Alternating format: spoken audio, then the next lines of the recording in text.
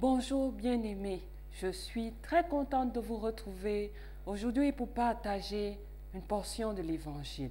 Je suis le pasteur Julien Ngomou et certains de mes enfants affectionnent m'appeler Maman Chouchou.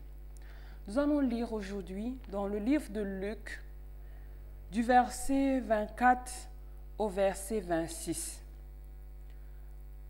Lorsque l'esprit impur est sorti d'un homme, il va dans les lieux arides pour chercher du repos. N'en trouvant point, il dit, « Je retournerai dans ma maison d'où je suis sorti. » Et quand il arrive, il la trouve balayée et ornée. Alors il s'en va. Il prend 7 autres esprits plus méchants que lui. Ils entrent dans la maison, s'y établissent, et la dernière condition de cette personne est pire que la première. Oh là là, mes amis, la dernière condition de cette personne est pire que la première. Combien de fois cherchons-nous les délivrances d'église en église, la sorcellerie étant l'opium des Africains? Nous nous retrouvons souvent avec beaucoup de personnes qui perdent connaissance parce qu'elles sont tourmentées par des esprits impurs, par des esprits de sorcellerie. Il n'y a pas que l'Afrique qui est maîtresse dans l'art de la sorcellerie. Du temps de Jésus en Israël, on trouvait des gens qui étaient complètement possédés. Et ces personnes-là avaient besoin d'être délivrées. Jésus en a délivré. Et il a donné ici un conseil à toutes ces personnes pour pouvoir conserver leur délivrance. Que se passe-t-il lorsque nous sommes délivrés?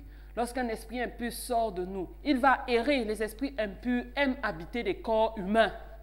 C'est leur lieu de résidence par excellence. Alors lorsqu'ils sont expulsés d'un corps humain, ils vont errer. Et quand ils sont fatigués d'errer, ils disent « Je vais retourner dans ma maison où j'étais ». Ils viennent épier. Ils viennent épier. Il n'y a pas de maître dans la maison, mais elle est toute propre, elle est balayée, elle est propre. Une vie sans maître. On a été délivrés, mais on n'a pas fait entrer Jésus-Christ, le maître, dans le cœur. Jésus-Christ, le maître, dans la nouvelle maison, pour qu'il puisse la sécuriser, pour qu'il puisse veiller sur cette maison. Et lorsque Jésus n'est pas installé, ce démon qui était sorti s'en va chercher d'autres plus forts que lui. 7 autres plus forts que lui, et ils reviennent s'établir dans la vie de cette personne. Et sa condition est pire que la dernière qu'il avait. Et voilà pourquoi nous voyons des gens qui passent le temps dans les assemblées à être délivrés tous les jours. Ils sont délivrés, mais ne gardent jamais leur délivrance. Pourquoi? Parce qu'ils ne font pas régner le maître dans leur cœur. Une fois qu'ils ont été délivrés, ils s'en vont se vautrer à nouveau dans leur péché. Jésus avait guéri un paralytique. Et il lui a dit, va et ne pêche plus. Pourquoi il dit va et ne pêche plus? Ce passage se trouve dans Jean chapitre 5, verset 14. Va et ne pêche plus parce que le péché est la porte ouverte au mauvais esprit. Lorsque nous sommes délivrés, si nous ne marchons pas dans la sanctification, dans une vie de sainteté, nous appelons les mauvais esprits pour qu'ils reviennent s'installer. Parce que les mauvais esprits ne peuvent pas s'installer là où il y a la sainteté, là où il y a la lumière de Dieu, car le diable et les démons ne peuvent pas habiter dans la présence de Dieu. Il n'y a rien entre Christ et Bélial. Si nous gardons la présence de Dieu, si nous restons soumis à la parole de Dieu, si nous restons dans une vie de sainteté et nous faisons de Christ le maître de nos vies, il n'y aura plus de place pour les démons, pour les esprits impurs. Et il n'y aura plus de nécessité d'être délivré. Alors je voudrais parler à un bien-aimé qui a déjà fait le tour des communautés, qui a été délivré 3, 4, 5 fois. Arrête de faire le tour, mon ami. La vraie délivrance, c'est de faire habiter Christ dans ton cœur, car aucun démon ne peut déloger Christ de ton cœur pour venir y régner.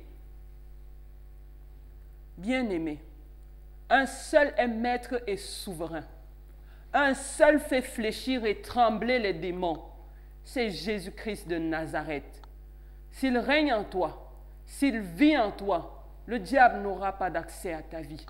C'est pourquoi je t'invite ce matin à pouvoir dire ce mot de prière qui va introduire Christ comme le Maître et le Seigneur de ta vie pour qu'il soit le défenseur de ton cœur, de ta maison spirituelle et que les démons n'y entrent plus jamais.